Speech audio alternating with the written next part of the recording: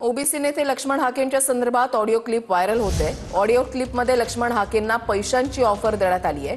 हाकेंनी ड्रायव्हरचा यूपीआय देताच तरुणांना हाकेंची लाच काढली। कथित ऑडिओ क्लिपची TV9 मराठी पुष्टी करत नाही। मला बदनाम करण्याचा प्रयत्न, व्हायरल ऑडिओ क्लिप नंतर लक्ष्मण हाकेंची ही प्रतिक्रिया आहे। तुमच्या संघर्षामुळे आज यश बघायला मिळते, तर मग काय आम्ही विचार केला की बाबा तुम्हाला काहीतरी मानधन द्यावं। तुम्ही एवढं आपल्यासाठी पळताय। काय देताय हो मानधन दादा? कुठलं गाव? अकलूज। काय देताय मानधन सांगा? कॅश स्वरूपात द्यायचं का मग गुगल पे फोन पे करायचं कसं? धन्यवाद दादा, भेटल्यावर द्या। कसं आहे मग तुमचा गुगल पे फोन पे नंबर असेल तर डायरेक्ट त्याला यूपीआय पण आपल्याला करता येईल।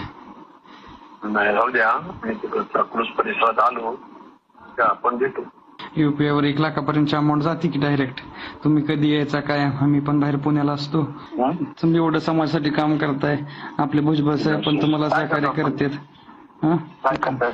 भुजबळ साहेब पण तुम्हाला सहकार्य करते। तुम्ही असं मस्तपैकी लोकांकडनं पैसे घेताय, सुपाऱ्या घेऊन दुसऱ्याचं बोलताय। लाज कशी वाटत नाही लक्ष्मण सर तुम्हाला?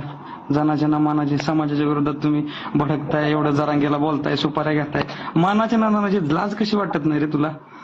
शहाजी बापूच्या विरोधात उभा राहिला, 200 मतं पडली, तुझी अवकात नाही साले, आणि तू समाजाच्या विरोधात काम करतो। जनाच्या ना मानाची तरी वाटू दे ना।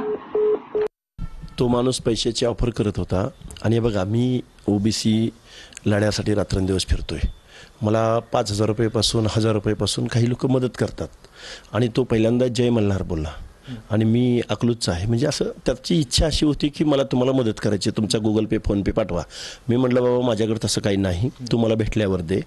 तर तो परत म्हणाला की दुसरा कोणाचा असेल तर द्या।